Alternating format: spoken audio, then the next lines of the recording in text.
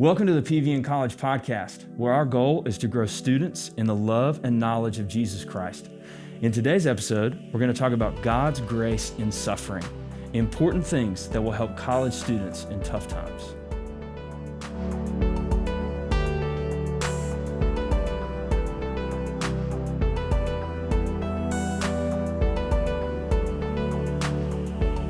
Our guest today is Josh Tolman. Josh is a graduate of Samford University and is currently enrolled at Reformed Theological Seminary for a degree in Biblical Studies. He currently works for Campus Outreach at Berry College. He and his wife, Sarah Jane, have been married for 5 years, and his son, Benjamin, is 2 years old. Josh, welcome to the podcast, man. Thanks for having me, bro. It's good to be here. Dude, I intentionally left out what I think is the most important fact, not just that you're a Tennessee Volunteers fan. I am. Which is accurate. Unfortunately, yeah. But also, you and I went to high school together. We did. To the great Wesleyan School, man. Wow. Shout out to Johns Creek. Now, are you from Johns Creek area or? From Norcross. Yeah, okay. I'm from about a mile from the school. So you're from the Cross. Okay, gotcha. Yeah, that's fitting. Mm-hmm. That's fitting. I'm definitely going to send this to Greg Listen as soon as we are done. Oh, so, man. Maybe don't if I do a bad job. I was about to say, man. no pressure, right? No, it's going to be good. And this is just so fun to have you on here, man. So today we're going to talk about something that I think is super important. Today we're going to talk about God's grace in suffering. So not just suffering, I guess, per se, but God's grace in it. And I think it's one of the most important topics for any believer. And I think there's always an added weight to this topic when I get to learn from people who have really been there, who have really walked through some very difficult stuff with the Lord and can testify to his faithfulness and also to the tough times, et cetera. Mm-hmm. So Josh, you and your family have certainly had your fair share of craziness over the last couple of years, if that's an understatement. Yeah. Before we jump into the actual Q&A, can you just kind of walk us through that story for a few minutes? Yeah, sure. So my wife and I's story are polar opposites. Okay. So I'm an only child. Yep. And I had a great upbringing. My parents were awesome. Yeah. We actually used to go to the same church when we were kids. PCBC, really? right? Oh yeah, Peachtree Corners. Yeah, that's right. That's right. So that's where we were. Nice. My wife is one of 12. Oh, so my gosh. Again, we're opposites. Little house on the prairie, man. Yeah, very much so. Rural Alabama. That's awesome. So, yeah, man. Oh, my gosh. We met in college through Campus Outreach, the ministry that I work for now. Yep. And so we actually met on a beach project, which is like our summer 9-week discipleship program. That's what Campus Outreach does, right? Yes. For the summer. Okay, got it. Yeah. And so we worked at the same store. Alvin's Island. It's like one of those cheap stores where you go in there and you get like the trinkets. I was the guy who pressed the T-shirts. Yes. In the back. She was at the register. I stared at her longingly all day. Sure, absolutely. What a Proverbs 31 woman this is. And so in getting to know her, I got to know her story. Yeah. So in her story, it's pretty dark pretty quickly. Okay. So she was abused by her father, who was a leader in the church. No. For a while. So he's since in jail. Wow. But when we got married was when we really started to process that stuff together. Uh-huh. And so that's one thing. Yeah. And then the week we got back from our honeymoon, we were at Walmart. Okay. In the bacon aisle. I will never forget that, which is a great place to be. Sure, no doubt. She leans her head on my shoulder and she just passes out. Whoa.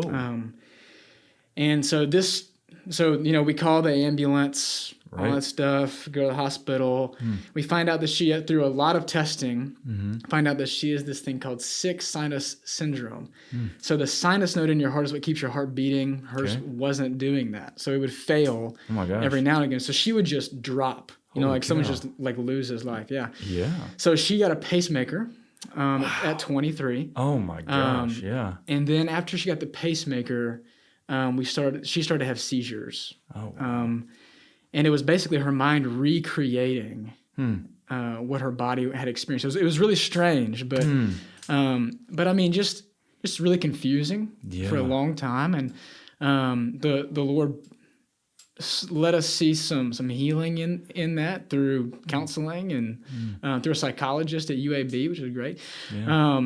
And then we wanted to get pregnant. And then in our first child, we had a miscarriage. Okay. And so anyone who's listening to this, you know the pain of that. And it is, I mean, it's heartbreaking. Yeah. And then the Lord allowed us to get pregnant again with Benjamin. Right. Praise God. Praise God. Praise God. And he almost dies at birth. Wow. He stopped breathing, and I remember them taking his lifeless body and kind of throwing it onto the table and resuscitating him, and we almost didn't catch it. Almost didn't catch that he was suffocating in time.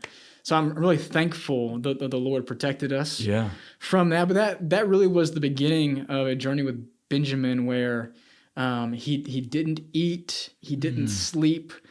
I mean, all babies are hard, like regardless of their health problems. Perfect health or whatever. Yeah. Okay. Exactly. Yep.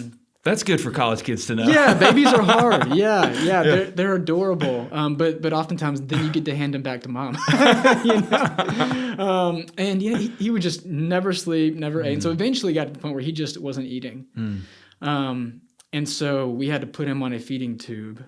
How old is he at this point? So at this point, he's 10 months. Wow. So at 10 months, I was actually going to Brazil, leading a team. That's right. At a college there in Belo. And I got a phone call, and it was basically, hey, I'm on the way to the hospital. They're going to put a tube in Benjamin. So at that point, I'm scrambling to get back. And I remember being on the plane back. And I was in Sarah Jane FaceTimed me with my boy. Yeah. And he has this tube in, and he's got his little, club on because they're doing IVs on him. Yeah, right. And he's just looking at me like, what are they doing to me? And so I'm on the plane back from Brazil. This woman next to me has no idea who I am. And I'm just losing it. It's ugly. The whole thing. As you should be, no shame in that. I'm just like, I have to get home. I don't care what happens. And so from that point on, really for the next 8 months, it was, coming home to learning how to operate a feeding tube and take care of my son. And then everything that's, just the dynamics of being married is difficult. Being married with a kid is difficult. And then add on having a kid with special needs. Right. And, other people who are listening to this, they can probably relate. Like, just like having that type of child that needs that attention. It is incredibly difficult. And so I'm really thankful for CO, and they let me take the summer and fall off, and I dropped out of school, and so I was all in there.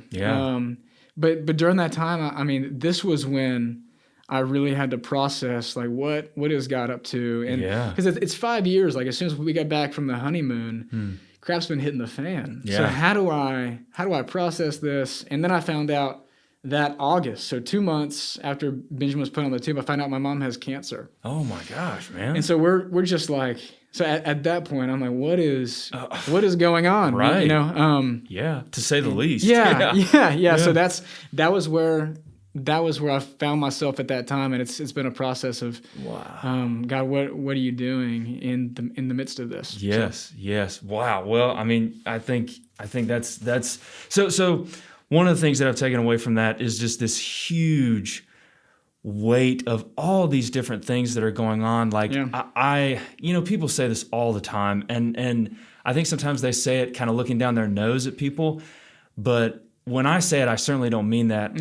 I don't know how people can process things like that without having a Jesus Christ to just like collapse into. Yes. You know what I mean? Like I don't know. Like it's so, that alone is just so difficult and that sort of thing. So in that, as we learn about everything going on with what's going on in your family, what are some things that, maybe there are students listening who are in suffering right now, or maybe there are students who, are doing okay right now. But as James 1 tells us, this is coming. It's going to happen, and not in a mean kind of way, but just in a, hey, we live in a broken world and that sort of thing.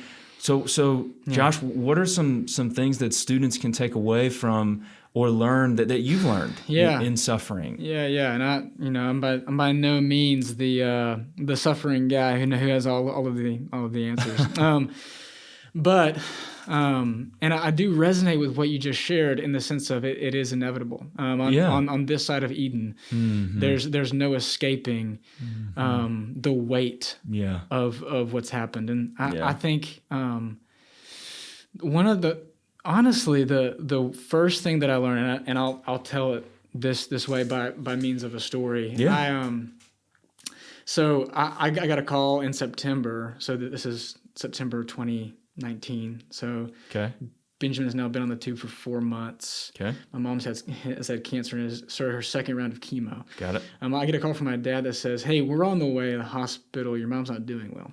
Okay. So the chemotherapy just wipes out your immune system. Mom had gotten an infection. Okay. And so I'm driving down to see her, get to the hospital, and she looks, just weak. Just like Dad had to carry her in. And we, basically the doctors were like, you're lucky that you got here when you did. Wow.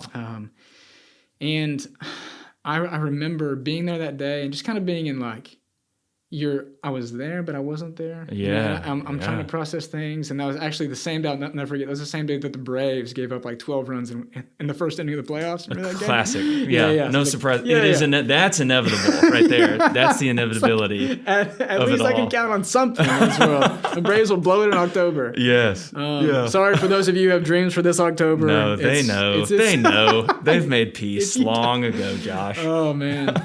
And so I got back in the car to drive back to Rome, and I'm processing things and I'm driving. I've got the windows down. I'm driving up I-75 north. Yeah. And, it's too cold to have the windows down, but I've got to feel something. Yes. And I started thinking. So there's ministry at Barry that needs me, that doesn't need me. No, I get it. But there are people who would benefit from me being there, and I can't be there. I cannot fix my child. I cannot fix my wife. Right. Yeah. And I don't know what's going to happen to Mom. Right. And I'm driving up I-75 north, and there's the Rome exit, and I'm just like, what if I just keep driving? Yeah. What if I just never come back? And it was in those moments. I wish I could say like lightning bolt struck my heart and Jesus appeared to me and he said, "All is well, my son. I'm healing everything." Yeah. But it was really in those moments consistently that happened to me, because I would feel that then, like consistently, like I can't fix anything, and just the weight of it. Like I am powerless. Every day is a suck fest. Yeah. And it's a good theological term. Yeah. It is. And everything, like people need so much from me, but I just can't give it. Yeah.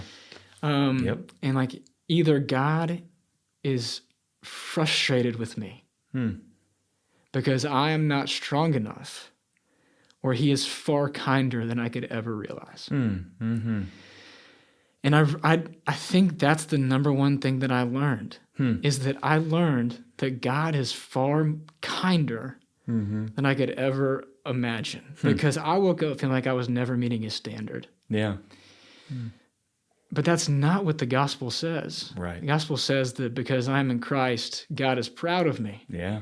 And that God could have put a lot of men in that family. Yeah. In my family, but he put me. Yeah. And there was a lot of empowerment in that. But I think that the main thing is that when I think about the kindness of God, I think about John 11. Okay. Jesus comes to the tomb of Lazarus. Yeah. And Jesus knows what's going to happen. Right. Right. He's God. Yeah. And Jesus comes to a funeral. Right. I mean, we don't even think about it. Like Jesus shows up to the funeral. Right. People are wailing. They're crying. And the disciples are like, why are we even here? Right. Why did we wait 2 days? Why did you let Lazarus die? Like the question in the text is, because every character asks it. John has every character ask this. Why were you not there? Yeah. Okay. And Jesus interacts with each group of people and according with exactly what they need. So Martha comes out to Jesus and she says, "Teacher, if you had been here, But you know what? Right. I know that there's a resurrection on the last Still day. got my theology. Yeah, my theology is right. And Right. and you know what? I would call this the at least people. You know, there are plenty of people who will say, you know what, at least it's not this bad. Mm-hmm. And in doing so, we actually deflect from how God might be approaching us in this moment. Like Jesus says, no. I am the resurrection and the life.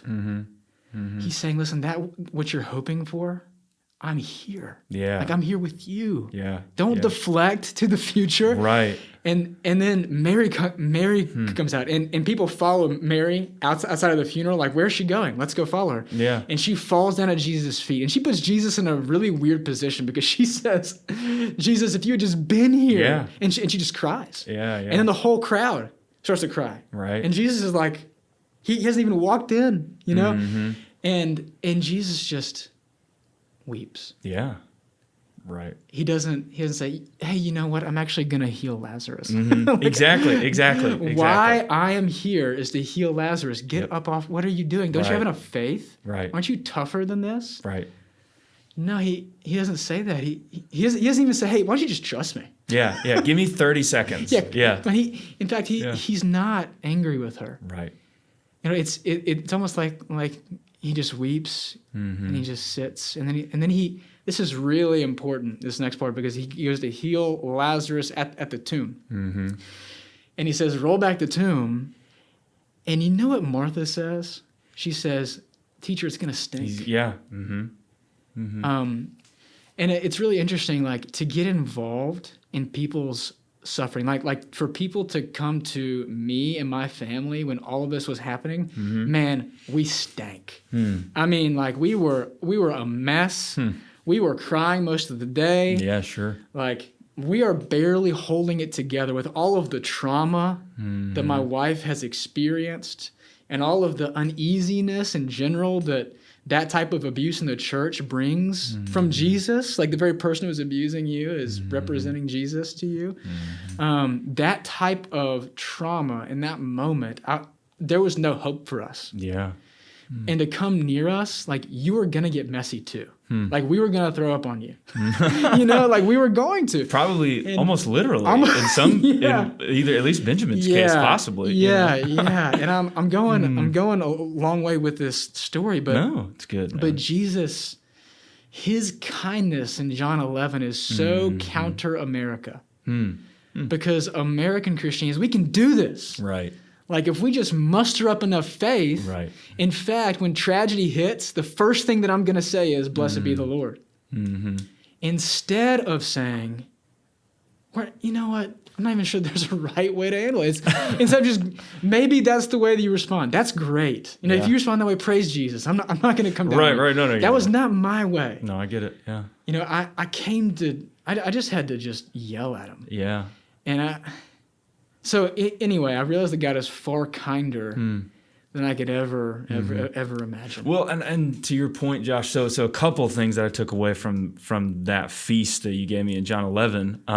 One of the things, so you talked about sometimes when things are bad, our first knee-jerk reaction is, well, at least it's not this bad. Well, there are starving kids in such, you know what I mean? Like, at least it's not this and that. Yeah. But I think what you have said is that you've pulled from the text is that to do that, it may sound kind of noble and holier and that sort of thing, but you're really kind of deflecting a chance for Jesus to really do some work in that pain. Yes. You know what I mean? Almost like if you've been diagnosed with a disease, rather than going to the doctor for it, you say, well, at least it's not cancer. Yeah. And you're not letting but if you just admitted that this is hard, you can go get some help. Is that kind of what you were cooking with there for a second? Exactly. Yeah. Exactly. You know, the other thing too, so one of the stories that I'll tell sometimes when I'm teaching on suffering is, so are you familiar with Tim Keller? I would think. Yeah. Okay. Yeah. For RTS. So Tim Keller, New York City, preacher at Redeemer Presbyterian.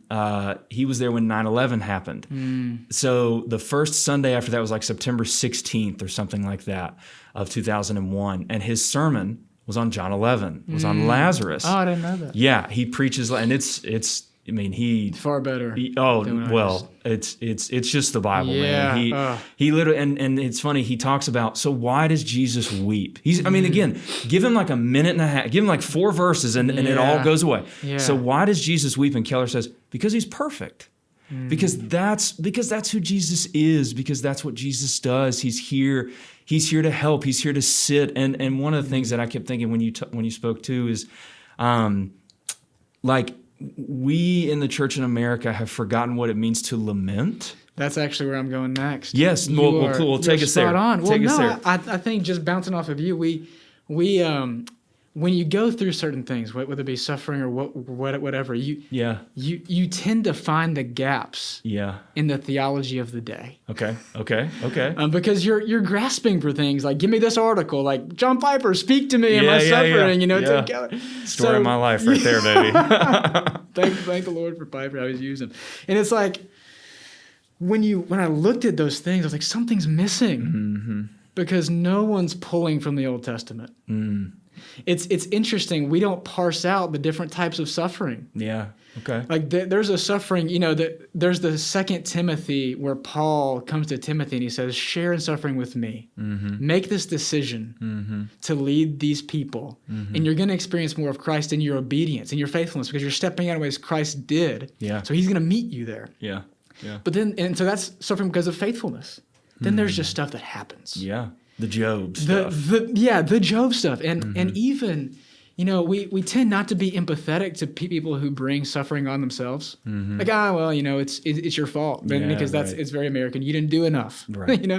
But if you think about it, the book of Lamentations is given to Judah and Israel. Israel's now a part of Judah, and they're exiled. No, way to go, guys. Yeah. And it's because of their own sin. For sure. And God says, speak to me this way. Yeah.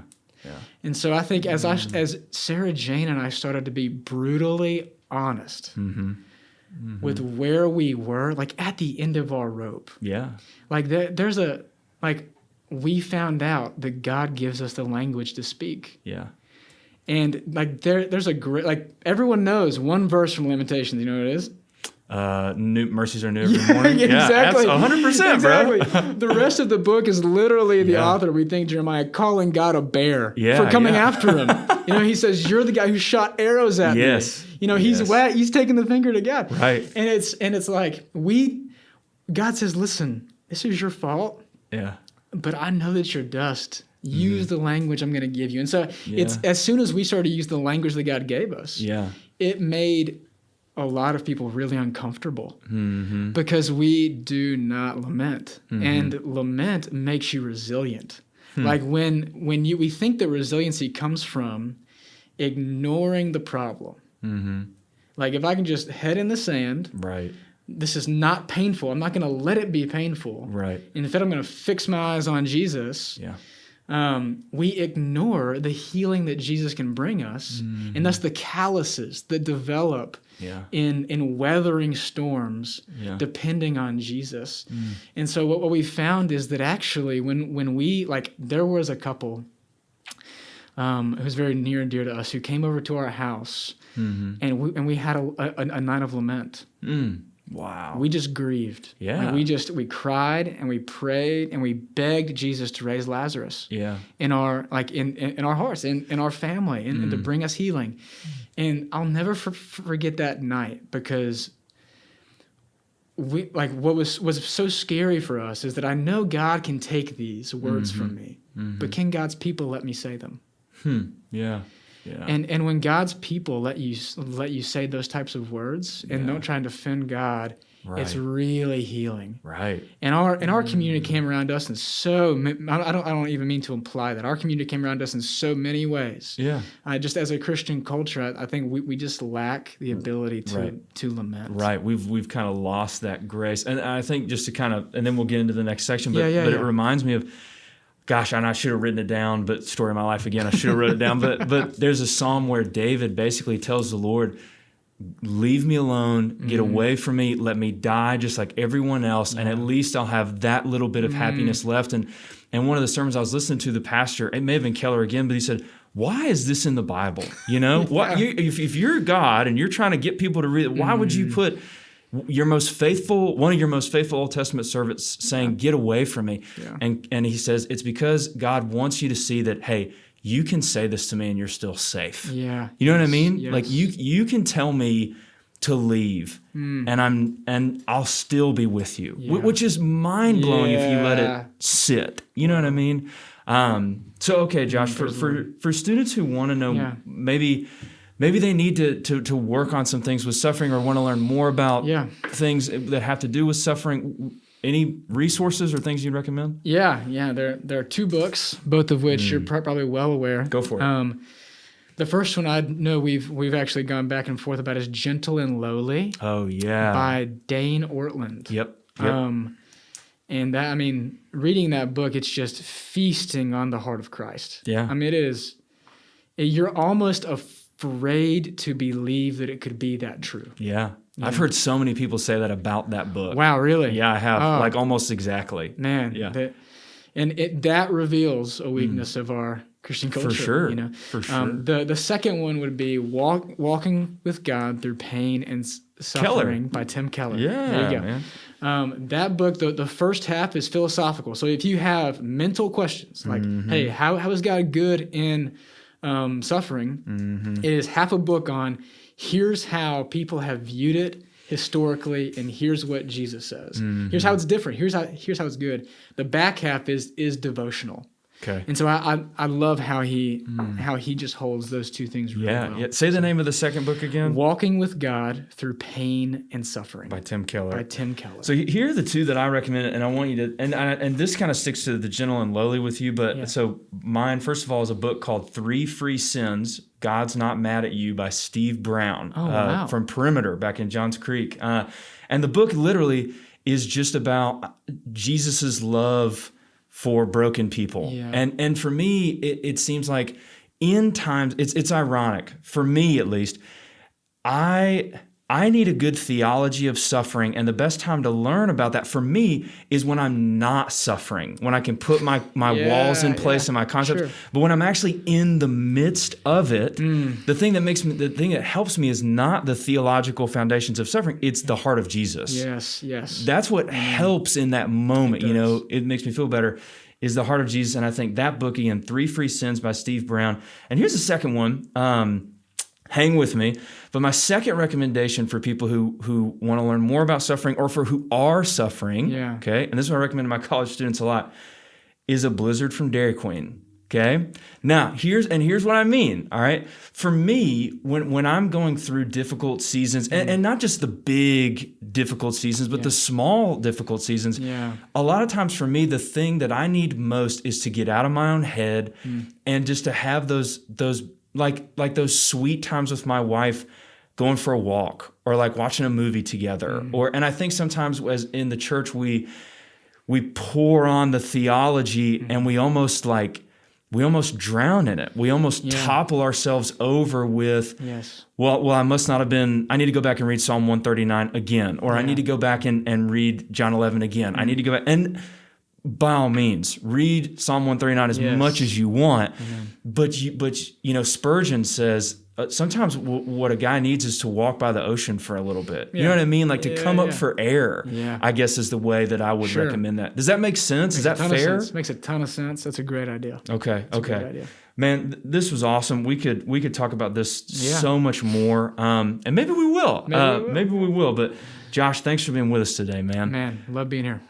Before we head out, so you work at Campus Outreach. I do. Berry College. Can you just kind of give us, maybe there's some students listening who are looking for a place to plug in at Berry who are just interested. Can you just kind of share a little bit about CO? Yeah, sure. So it's a hard time right now. So just for everyone, so we're not doing any big group meetings. But so basically what we want to do is we want to walk alongside students on the college campus and help develop them as leaders, as they, college is one of the best times to develop spiritually. I mean, because you don't realize it, but you have tons of time. Yeah. It's such a gift, it's not something to feel guilty about. It's a gift to you. Yeah. And so it really is like a time to develop in knowing Jesus and in becoming like him and making him known, because it's going to set the trajectory for the rest of your life. Yeah. And so that's what we just want to serve as resources. Cool. To that. So if you see me on campus,